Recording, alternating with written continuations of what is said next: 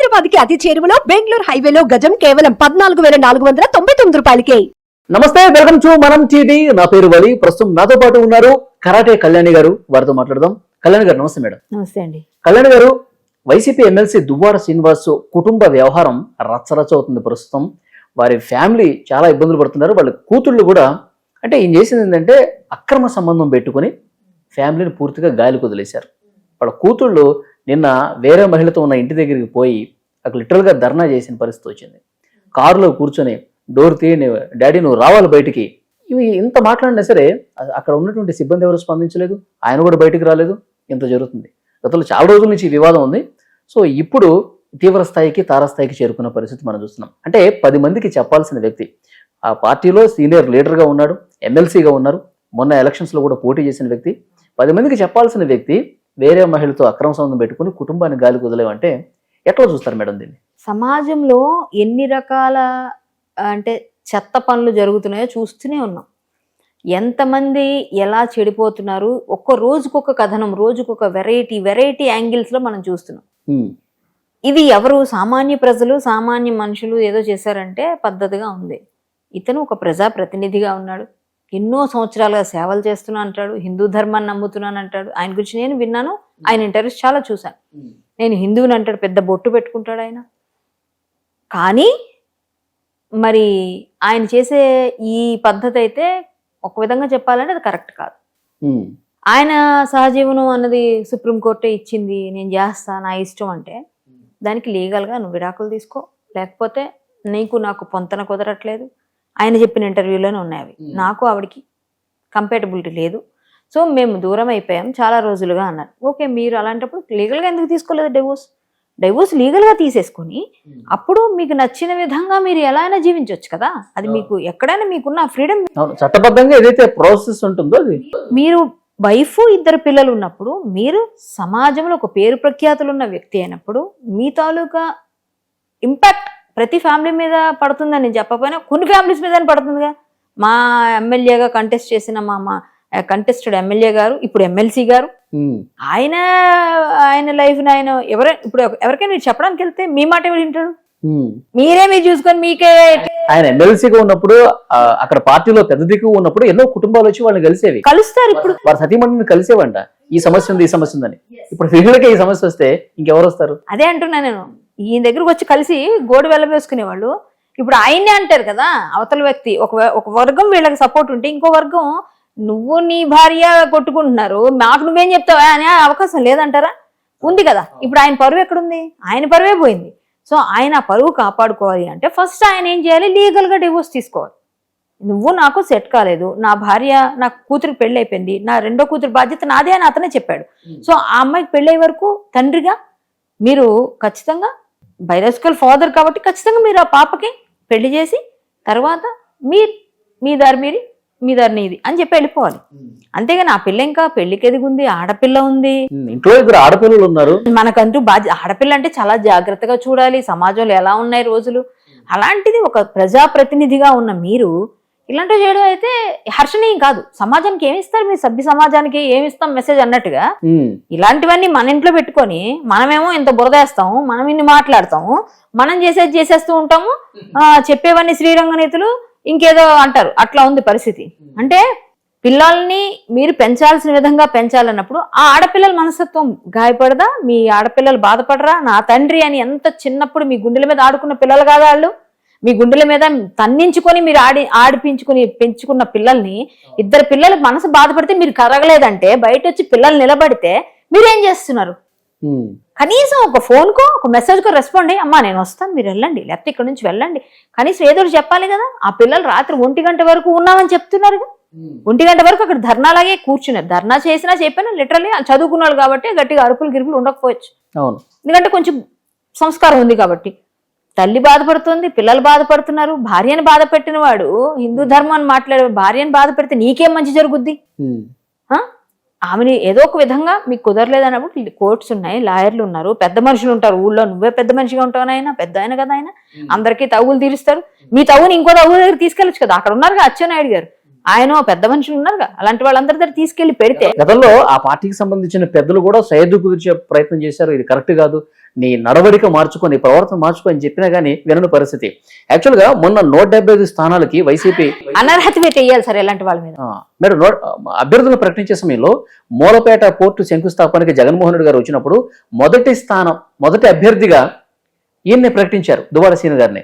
అంటే ఈయన మాట్లాడే తీరు, ఈయన డేర్గా మాట్లాడే పద్ధతి, ఏదైనా ఓపెన్ గా మాట్లాడే ఇది అన్ని బాగానే ఉంటాయండి. నేను కూడా చూశాను. బట్ ఆయన ఏ పార్టీ అయినా కూడా అన్ని అబ్జర్వ్ చేస్తాం కదా, రాజకీయ పరంగా మొన్న ఎలక్షన్ టైంలో మేము అబ్జర్వ్ చేసింది ఈయన మీద ఈయన వైఫ్ పోటీ చేస్తారు అని బాగా వచ్చింది. అవును, ఇవిడ ఎందుకు ఇచ్చారు టికెట్, ఆయన పద్ధతి మంచిగా కాదు, ఈయన ప్రజల్లో ఉండడు, ఎప్పుడు వేరే వాళ్ళతోనే కలిసి ఉంటాడు అని చెప్పి జగన్మోహన్ రెడ్డి కలిసి విజ్ఞప్తి చేసింది. ఆవిడ చేశారు కదా, నియోజకవర్గ ఇన్ఛార్జిగా ప్రకటించారు. తర్వాత ఆమె మళ్ళీ కొంచెం సీరియస్ గా అడగటంతో టికెట్ ఇచ్చే ప్రయత్నం జరిగింది. కానీ తర్వాత మళ్ళీ ఏదో పెద్దల సైజు గురించి కాదమ్మా అని చెప్పేసి, అంటే భర్తని ఇబ్బంది పెట్టకుండా ఆయనకు వచ్చేదాన్ని చెడగొట్టదని ఏదో కాంప్రమైజ్ చేశారు, అంతవరకు తెలుసు. ఎందుకంటే టెక్కలు అనేది మా తాతగారిది పలాస. ఇప్పుడు ఆయన ఫ్యామిలీ వాళ్ళ మదర్ ఫాదర్ ఎక్కడైతే ఉంటున్నారో పలాస పక్కనే మా తాతగారు. సో ఆ చుట్టుపక్కల టెక్కల చుట్టుపక్కల అంతా నాకు అన్ని విషయాలు తెలుస్తాయి కాబట్టి ఈ విషయం నాకు తెలుసు. ఇండిపెండెంట్ గా పోటీ చేద్దాం అనుకున్నారు కానీ మళ్ళీ సెటరేట్ చేశారు. ఆమె ఖచ్చితంగా పోటీ చేస్తారని వచ్చింది, చాలా వరకు వెళ్ళింది. తర్వాత జగన్ గారు కలిశారు, అప్పుడు ఇంకా మొత్తానికి సెటరేట్ చేశారు పెద్దవాళ్ళందరూ, వద్దులే మీరు కొంచెం తగ్గండి అని. అంతవరకు అయిపోయింది సార్. ఎలక్షన్ అయిపోయిన తర్వాత పూర్తిగా ఇవన్నీ అవాయిడ్ చేసేసాడు ఈయన. వైఫ్ దగ్గరికి కనీసం వెళ్ళి చూడట్లేదు. ఊళ్ళోని చెప్తున్నారు, బయట చెప్తున్నారు, అందరికీ తెలిసిందే, ఆయన కూడా ఒప్పుకుంటున్నాడు. సో విషయం ఏంటంటే భర్త ఎవరికైనా కావాలి, ఎంత వద్దనుకున్నా ఎంత కాదన్నా ఒక పెయిన్ వస్తుంది. ఒక లేడీ వేరే లేడీతో ఆయన ఉంటూ నన్ను నెగ్లెక్ట్ చేస్తున్నాడంటే ఎలాంటి భార్యకైనా పెయిన్ వస్తుంది, అది సహజం. రాకపోతే బాధపడాలి కానీ వస్తే బాధపడక్కర్లే. ఆవిడ రైట్ ఆవిడ ఫైట్ చేస్తున్నారు. మీరేం చేయాలి? ప్రజాప్రతినిధి అని చెప్పుకునేటప్పుడు రేపొద్దున మీకేం ఫ్యూచర్ ఉందండి? ఇప్పుడు ఎమ్మెల్సీగా ఆయన బర్తరఫ్ చేయాలంటారు నేనైతే. నాలాంటి ఎందుకంటే ఆయనకి ఎందుకు ఇవ్వాలి పదవి? ఇలాంటి పనులు చేస్తే పదవి ఇస్తారా? ఇలాంటి పదవి వచ్చిన వాళ్ళకి పదవి ఇస్తే ఏ విధంగా మనం గౌరవిస్తున్నట్టు? స్త్రీలను కానీ కొంతమంది రాజకీయ ప్రత్యర్థులు కూడా ఇప్పటికే విమర్శలు స్టార్ట్ చేశారు. ఆ పార్టీలో ఉన్నటువంటి మాజీ మంత్రులు, ఆ బూత్ మంత్రులు వాళ్ళు గంట అరగంట అనటం కానీ ఇలాంటి వ్యాఖ్యలు చేసేది వాళ్ళ సంస్కృతిలో భాగమే. ఆ పార్టీ వాళ్ళందరూ ఇలాగే తయారవుతారు, అక్రమ సంబంధాలు పెట్టుకుంటారు, ఇలా రాజకీయ పరమైన విమర్శలు కూడా వస్తూ ఉన్నాయి. ఆల్రెడీ ఎప్పుడు వస్తుందా సమయం అని చూస్తారండి. సమయం వచ్చినప్పుడు అందరూ విరుచుకు పడతారు, అందరూ ఖచ్చితంగా వేస్తూనే ఉంటారు. ఏదో ఒకటే పని అండి, ఒకటే విషయం. ఈయనకి ఇప్పుడు ఆ ఎమ్మెల్సీ పదవి పోవాలి, వాళ్ళకి అది సంతోషం, నిజంగా కూడా పోవాలి కూడా. ఎందుకంటే ఇలాంటి పనులు చేసే వాళ్ళకి అవసరం లేదు ఇలాంటి పదవులు. మేడం, నీతులు ఉన్నది ఎదుటి వాళ్ళకి చెప్పడానికి అన్నట్లుగా గతంలో దువ్వాడ శ్రీను గారు ఏదైతే వ్యాఖ్యలు చేశారో పవన్ కళ్యాణ్ గారిని ఉద్దేశించి ఒకసారి మీకు వినిపిస్తాను చూడండి. అవునండి, ముగ్గురు నువ్వు చేసుకుంటే ఒక్కొక్క మగాడు కొన్ని వేల మందిని చేసుకోగలడు. కానీ పద్ధతి, సంస్కారం, హిందూ మతం, తెలుగు వాడిగా ఏకపత్ని వ్రతం మన మతం. ఏకపత్ని వ్రతం, ఒకే స్త్రీని పెళ్లాడి ఒకే స్త్రీతో జీవితం పూర్తి చేయడం అన్నది మన తాలూకా సాంప్రదాయం. ఆ సాంప్రదాయానికి తూట్లు పొడిచినటువంటి నీచుడు పవన్ కళ్యాణ్ చెప్తున్నాడు. సార్, పవన్ కళ్యాణ్ గారిని విమర్శించడమే వైసీపీ వాళ్ళ పని, మీకు తెలిసిందే. ప్రతి ఒక్కరు అదే పని చేశారు. ఆఖరికి జగన్మోహన్ రెడ్డి గారు కూడా, అంటే నా నాలుగో పెళ్ళవా అని ఆయన సంబోధించారు జగన్మోహన్ రెడ్డి గారిని. ఆఖరికి అప్పటికి కట్టయ్యాడు ఆయన. అప్పుడు మీమ్స్ వచ్చి ఈయనకి చీర కట్టేసి జగన్మోహన్ రెడ్డి గారికి ఈయన మగాడిగా ఈ పక్కన ఈయన ఆడదానిగా పెట్టేసి బయటికి పోస్టర్స్ వదులుతుంటే అప్పుడు తగ్గారు కొంత వైసీపీ వాళ్ళు. అంతవరకు కూడా ఆయన ట్రోల్ చేశారు, అందరికీ తెలిసిందే, మనం చూసాం. కానీ మహానుభావుడు ఎన్ని చేసినా సరే అలా మౌనంగా భరించాడు ఆయన. ఆయన ఒక్క మాటే చెప్పారు లాస్ట్ లో, అదే ఇప్పుడు మన జగన్మోహన్ రెడ్డి గారు నా పెళ్ళామా అన్న మాట మాత్రం అన్నారు. అంతవరకు ఎవ్వరికి నా భార్యలు ఏం చేశారయ్యా, ఇంట్లో ఉంటే పెళ్లి చేసుకొని నేను డైవోర్స్ తీసుకున్నాను. నాలుగో దానికి వెళ్ళారు జగన్మోహన్ రెడ్డి గారు, నాలుగోదారు నువ్వా రా అని చెప్పి అదే రా అన్నారు ఆయన. అయితే యాక్చువల్ గా మామూలుగా లీగల్ గా చేశారు ఆయన, ఏది చేసినా లీగల్ గా చేశారుగా. ఆయనకు జాతకంలో అట్లా ఉందని ఆయన చెప్పారు, ఆయనకు జరిగింది, ఆయన కుదరలేదు, ఆయన హ్యాపీగా ఆయన వదిలేసుకున్నారో లేకపోతే విడిచిపోయి వాళ్ళు వీళ్ళు కలిపి అండర్స్టాండింగ్ లో విడిపోయారు. ఏం జరిగిందో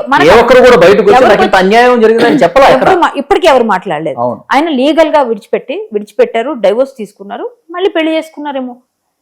మీరేం చేస్తున్నారండి? ఏకపత్ని వ్రతంతో పూర్తి అంటే ఒక్కళ్ళే పెళ్లి చేసుకోవాలండి ఆయన ఉద్దేశంలో. ఎంతమందితోనే ఎట్లా పెట్టుకోవచ్చు, ఆయన ఉద్దేశం అట్లానే అంటే పెళ్లి చేసుకోవాలి, జీవితాంతో ఒకరితోనే ముగించాలి. ఆయన చెప్పిన మాటలు ఆయనకి వర్తించవు. ఎందుకంటే ఆయనకి అది వర్తించేటట్టయితే ఇలా జరగదు కదా. చెప్పడానికే శ్రీరంగ నీతులు ముందే చెప్పాడు ఆయన. పవన్ కళ్యాణ్ గారికి అన్నప్పుడు నీకు ఈ రోజు ఇలా వస్తుందని నీకు తెలియదా బాబు, ఆయన మామూలుగా అడుగుతున్నాను. ఆయన ఇప్పుడు ఒక మంచి ప్రతినిధిగా ఉండొచ్చు, అక్కడైతే తెగులు తీరుస్తుంది. ఈ రోజు పవన్ కళ్యాణ్ గారు నేను అంటున్నానని మనస్సాక్షి ఆ రోజు నీకేమనిపించలేదా? మరి అన్నప్పుడు ఇది నీకు తెలియదు, ఆవిడ ఉంది కదా ఆల్రెడీ మీకు, అయ్యో నేను కూడా చేస్తుంది అదే అని మనసు ఆల్రెడీ అతనికి ఆత్మవిమర్శ చేసుకుంటే అప్పుడే ఆవిడ తెలిసా. ఆయన ఉద్దేశం ఏంటంటే భార్య ఒకటే కదా, నేను బయట ఎట్లయినా ఉండొచ్చు అని ఆయన ఫీలింగ్. అదే చెప్తున్నాను కదా, ఏకపత్ని వ్రతుడిగా ఉండాలి మన హిందూ ధర్మం అన్నారు. అలాంటప్పుడు ఏకపత్ని వ్రతుడిగానే ఉంటాను నేను, కానీ బయట సంసారం చాలా చేస్తాను అన్నట్టుగా చెప్తున్నాడు ఆయన. ఆయన ఒప్పుకున్నారు డైరెక్ట్ ఎఫ్ఐఆర్ ఉందని చాలా ఇంటర్వ్యూస్ లో. సో ఈయన చెప్పడానికే ఈ విధంగా హిందూ ధర్మాన్ని పాటిస్తున్నాను, ఏకపత్ని వ్రతుడిలో ఉంటానని చెప్పొద్దని చెప్పండి ఇంకొకసారి. ఇట్లాంటి మాటలు మాట్లాడి ఆడదానికి కన్నీరు ఉసురు పోసుకొని పక్కన ఇంకొక ఆవిడ ఆడదే. కానీ ఆవిడకి హిందూ ధర్మం ప్రస్తావన తీసుకొస్తా ఉన్నారు. ఎందుకు తీసుకురావాలి? హిందువులు అలా ఎవరు ఒకళ్ళు పెళ్లి చేసుకుని డివోర్స్ తీసుకోకుండా వేరే పెళ్లి చేసుకోమని హిందూ ధర్మంలో ఎక్కడ లేదు. మనకే అలాంటివన్నీ లేవు. అసలు యాక్చువల్గా ఏంటంటే మీరు పెళ్లి చేసుకోవాలనుకుంటే లీగల్ గా తీసుకోవాలి, మ్యూచువల్ గానే ఎలా ఒకరు విడిపోవాలి కదా. మ్యూచువల్ అండర్స్టాండింగ్ అని అవ్వాలి, లేకపోతే కోర్టు ద్వారా ఏదో విధంగా ఇది అది కోర్టే. కానీ మీరు పెళ్లి చేసేసుకొని ఒక పక్క ఆవిడ వదిలేసి గాలికి వదిలేసి పిల్లలు పెరుగుతారని డబ్బులు ఏదో పడేస్తున్నాను పడేసి ఇంకొక ఆడదాంతో సహజీవనం చేస్తున్నాను నేను, ఇప్పుడు నాకు కోర్టు ఇచ్చింది నా ఇష్టం అన్నట్టు మాట్లాడితే అసలు ఆ భార్య కాబట్టి ఊరుకున్నారు. వేరే వాళ్ళతో వేరే విధంగా ఉంటది. పిల్లలు కూడా ఎంత గట్టిగా వెళ్ళి నిజంగా ఆవిడ మంచిది కాబట్టి కాము ఉంది, ఎందుకండి నేను గొడవలు చేయాలి అని మాట్లాడుతున్నారు ఆవిడ. అలాంటి మంచి భార్యను వదిలేసి ఎందుకండి? ఆవిడే చెప్తున్నారు. ఆ సెకండ్ ఆమె గురించి కూడా ఏవేవో మాట్లాడుతున్నారు, అవన్నీ ఏవో ఎలిగేషన్స్ చేస్తున్నారు. అవి నిజమో కాదో మనకు తెలియదు కాబట్టి మనం మాట్లాడలేం. వచ్చినాక బయటకు వస్తే ఆటోమేటిక్ గా నిజం నిలకడ పైన తెలుస్తుంది. కానీ ఒక ఆడదాన్ని ఉసిరి పోసుకోవడం ఒక ప్రజాప్రతినిధి అన్నది మాత్రం చాలా చాలా ఘోరమైన చర్య ఇది. దీనికైతే తీవ్రంగా ఖండించాలి. ఖచ్చితంగా వైసీపీ శ్రేణులు ఇమ్మీడియట్ గా ఆయన బర్తరఫ్ చేయాలి. ఖచ్చితంగా ఆయన ఎమ్మెల్సీ పదవి పోవాలి. ఖచ్చితంగా వాళ్ళు కోర్టులో చాలా మందికి తెలుసు ఈ కుటుంబ వ్యవహారం ఇంత రచ్చ జరుగుతుంది, వేరే వాళ్ళతో ఎఫ్ఐఆర్ ఉందని ఇంతకుముందు సెటరేట్ చేయడం ఇవన్నీ తెలుసు పార్టీకి.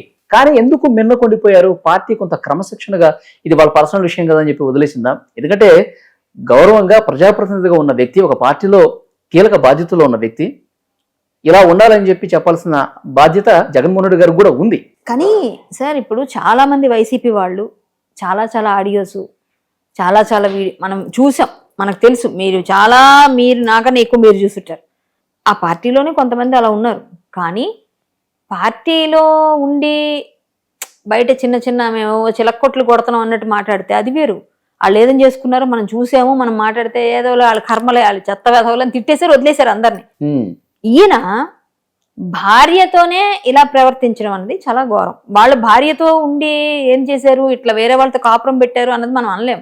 కానీ నేను డైరెక్ట్ గా ఒప్పేసుకుని నా ఇష్టం, నా లైఫ్, నాకు ఎవ్వరు లేరు, నేను ఒంటరిగా ఉంటున్నాను, నా ఇష్టం నేను చూస్తాను, నేను చేసుకుంటా అంటున్నాడు ఇండైరెక్ట్ గా. కానీ ఇది చాలా ఘోరం. దీన్ని పార్టీ పట్టించుకోవాలి. వైఫ్ కదా అక్కడ డైరెక్ట్. వాళ్ళు ఎవరో బయట ఏదో ఆడియో కాల్స్ రికార్డ్స్ అవే కదా వదిలేరు ఇంతకు ముందు వాళ్ళు ఎవరైనా. అవన్నీ బయట ఎవరైనా కుటుంబ సభ్యులు ఎవరు వచ్చి ఎవరు కుటుంబ సభ్యులు మాట్లాడలేదు. ఇప్పుడు కుటుంబ సభ్యురాలు డైరెక్ట్ తాళి కట్టించుకున్న భార్య, నా భర్త ఇలా జరుగుతుంది, నన్ను విడిచిపెట్టి ఇట్లా ఒక ఆమెతో సహజీవనం చేస్తూ ఉంటున్నాడు, నన్ను పట్టించుకోవట్లేదు, ఇతనికి ఒక మంచి పదవి ఇచ్చారు మీరు అని ఆమె వెళ్ళి చెప్పినప్పుడు అది పట్టించుకోవాల్సిన బాధ్యత అయితే పార్టీకి ఉంది పక్కగా. పాతవన్నీ మనం ఎవరెవరు ఏ ఆడియో కాల్స్ మనం ఇప్పుడు మాట్లాడే సంవత్సరం కూడా లేదు. కానీ ఆ సంస్కారం వాళ్ళందరికీ ఉంది. పార్టీకి బ్యాడ్ వస్తుంది కదా. ఖచ్చితంగా పార్టీ తీసుకోవాలి కదా స్టాండ్. పార్టీ స్టాండ్ తీసుకోవాలి. ఖచ్చితంగా వాళ్ళ వైఫ్ కి న్యాయం చేయాలి. అప్పుడు కదా మీ పెద్దరికం నిలబడుతుంది పార్టీ వాళ్ళకి కానీ ఎవరికైనా కానీ. ఏదైనా సరే ఈ వైఫ్ కి అయితే మాత్రం అన్యాయం జరిగింది. ఇప్పుడు ఆమె నేను పెళ్లి చేసుకున్నానని ఆవిడ మళ్ళీ బయటకు వచ్చారనుకోండి, అప్పుడు ఈయన శిక్షార్హుడు కదా. ఒక భార్య ఉంటుండగా ఆవిడ కూడా వచ్చారనుకోండి, సెకండ్ ఆవిడ అవును నాకు పెళ్లి చేసేసుకున్నాడు ఈయన ఆమె చెప్పింది అనుకోండి, అప్పుడు మళ్ళీ ఈయనే మళ్ళీ బాధ్యుడు ఈయన. ఎలా అంటే ఒక భార్య ఉండగా నువ్వు ఎలా చేసుకుంటావు, మళ్ళీ అదొక కేసు అవుతుంది. ఇప్పుడు కూడా ఇవిడ గట్టిగా వెళ్ళి నిలబడితే ఆయన ఎమ్మెల్సీ పదవి కూడా పోతుంది. కానీ ఆవిడ నిలబడి గట్టిగా. కానీ ఆవిడేమంటుంది, నా భర్త నాకు కావాలి అన్నట్టుగా పాపం ఆవిడకి అమాయకంగా చెప్తున్నారు. పిల్లలు తండ్రి దగ్గరికి వెళ్ళి ఎవరికైనా అండి, ఆడపిల్లైనా మగపిల్లైనా చాలా పెయిన్ఫుల్ అండి. ఇద్దరు డాక్టర్స్ ఉంటారు, పెయిన్ఫుల్ కదా. ఒక అమ్మాయికి పెళ్లి అయిపోయిందండి, ఇప్పుడు రెండో అమ్మాయికి పెళ్లి అవ్వాలంటే పెళ్ళైన అమ్మాయి ఉంది కదండి, వాళ్ళ మామగారు అంటే వియ్యంకుడు, దువ్వాడ గారు వియ్యంకుడు చనిపోయారంట. ఆ కార్యక్రమాన్ని కూడా ఈయన ఎందుకు వెళ్తారు? వెళ్తే వైఫ్ వస్తారు, కూతురు వస్తారు, అల్లుడు వస్తారు, అందరు ఫేస్ చేయాలి. ఇది జరుగుతుందంత గొడవ అవుతుంది కాబట్టి ఆయన వెళ్ళట్లేదు. మేబీ వెళ్ళలేదంటే కారణం ఆయన మొహం చెల్లక వెళ్ళలేదు. మనం అది క్లియర్గా అర్థమవుతుంది కదా. వెళ్తే వీళ్ళందరూ ఫేస్ చేయాలి కదండి, ఫేస్ చేయడం ఇష్టం లేక వెళ్ళలేదు ఆయన, దానికి ఏదో కారణం చూపించుంటారు. సో అది క్లియర్ అక్కడ అర్థమవుతుంది ఆయన ఉద్దేశం మనకి, ఎందుకంటే వాళ్ళని ఫేస్ చేయలేకపోతున్నాడు ఆయన. ఆయన కూడా కొంచెం ఎంత అంత ధర్మం అంటున్నారు కదా, ఆ కొంచెం పెయిన్ ఉంటది కదా, ఆయనకి తెలుసు కదా, ఆయన మన ఆత్మసాక్షికి ఆత్మ విమర్శ చేసుకుంటే ఆయన చేస్తుంది తప్పని ఆయనకి తెలీదా? ఆయన ఎంత బయటకు చెప్పినా, ఎంత ఓపెన్ హార్ట్ అని ఆయన మాట్లాడినా ఖచ్చితంగా ఆయన చేస్తుంది తప్పని ఆయనకి తెలుసు. ఆడపిల్లల్ని ఇలా ఇబ్బంది పెడితే రేపొద్దున అమ్మాయికి పెళ్ళవలసిన ఆడపిల్ల ఎంత కృంగిపోతుంది. పెళ్లి చేసుకున్న వాడు ఎప్పుడైనా ఒక నింద అమ్మ మీద వేయడా, మీ నాన్న ఏం చేశాడు అంటే వీళ్ళకి పెయిన్ కాదా? అవును, అది ఆ పిల్లలకి అది ఆపాదిస్తారుగా ఖచ్చితంగా. ఇవేం పట్టించుకోవట్లేదు ఆయన, అసలు ఆయనకి అది లేదు. నాకు భార్య వద్దు, పిల్లలు. వైఫ్ ఏమంటున్నారు, మత్తులో ఉన్నాడు ఆయన, ఆయన ఏదో హిప్నటైజ్ చేయబడ్డాడు అంటున్నారు. వైఫ్ కూడా నేను విన్నాను ఆవిడ తాలూకు. ఇంకా వెనకేసుకు రావటం ఇది అంటే పాపం ఆవిడ మళ్ళీ భర్త కావాలి ఎంతైనా. ఆవిడ చూసారా, హిందూ స్త్రీ అలాగే ఉంటుందండి, భారత స్త్రీ. ఈయనగా ధర్మం పాటించేది ఆయన చెప్పాడు, భార్య ఎప్పుడైనా భర్తకి ఏదైనా వస్తే నిలబడాలి, స్ట్రాంగ్ గా బాండింగ్ ఉండాలి. భర్త ఎప్పుడైనా భార్య తప్పు చేస్తే గుండెల్లో పెట్టి చూసుకోవాలి అన్నారు. ఆమె గుండెల్లో పెట్టుకునే చూసుకుంటుంది ఇప్పటికి కూడా. మీరే గెంటేశారు బయటికి, గుమ్మం బయటికి, అది తప్పు మీది. ఆవిడదాన్ని నేను అన్నాను, ఎందుకంటే చూస్తున్నంత వరకు కనిపిస్తోంది. కూతుర్లని అంత ఇబ్బంది పెట్టిన తండ్రి ఎప్పుడు కూడా ఏదో ఒక రోజు పశ్చాత్తాపడవలసిందే. కూతుర్లు పెళ్లికొచ్చిన కూతుర్ని ఇంటి ముందు అంతసేపు నిలబెట్టే వెంటనే ఇంకేముంది మీకు అక్కడ విలువ? ఒక గంట నిలబెడితే అయ్యో నా కూతురు చిన్నప్పుడు చిన్న దెబ్బ తగిలితే ఆయన బాధపడి ఉండడా, చిన్నప్పుడు అమ్మో నా కూతురు పరిగెత్తుండడా, చేతుల్లో ఎత్తుకొని పెంచిన మనిషి తండ్రి. అలాంటి తండ్రి ఈ రోజు అలా గంటలు సరబడి కూర్చుని ఉంటే అలాగా అమ్మాయి బయట పిల్లలు బాధకు గురవుతున్నా అంతసేపు కూర్చుని ఉంటే మీరు ఏం చేస్తున్నారు? రాత్రి 1 గంట వరకు అమ్మాయి బయట ఉంటే నా కూతురు అంతసేపు బయట ఉందని నీకు పెయిన్ రాలేదా? నువ్వేం తండ్రివయ్యా అంటాను నేనైతే. తండ్రికి ఎందుకు రాదు పెయిన్? బయలాజికల్ ఫాదర్ మీరు, ఎందుకు రాదు తండ్రికి పెయిన్? అయ్యో నా కూతురు ఉదయం నుంచి ఇక్కడే ఉంది, కనీసం ఒకసారి రామా నువ్వు లోపలికన్నా ఆమెను పిలిచి నేను వస్తాను వెళ్ళు, కనీసం ఏదో ఒక సర్ది చెప్పొచ్చు కదా. ఓకే, అది కూడా చేయలేదు. చూద్దాం. బాధ్యతాయుతమైన ప్రజాప్రతినిధిగా ఉండి ఎమ్మెల్సీగా ఉన్నటువంటి దువ్వాడ శ్రీను గారు ఆయనకు బుద్ధి రావాలని కోరుకుంటున్నాను నేను. ఇది మంచి పద్ధతి కాదు. పార్టీ కూడా క్రమశిక్షణ చర్యలు తీసుకోవాల్సిన అవసరం చాలా స్పష్టంగా కనిపిస్తుంది. చూద్దాం ఏం జరగబోతుందో. Thank you very much madam.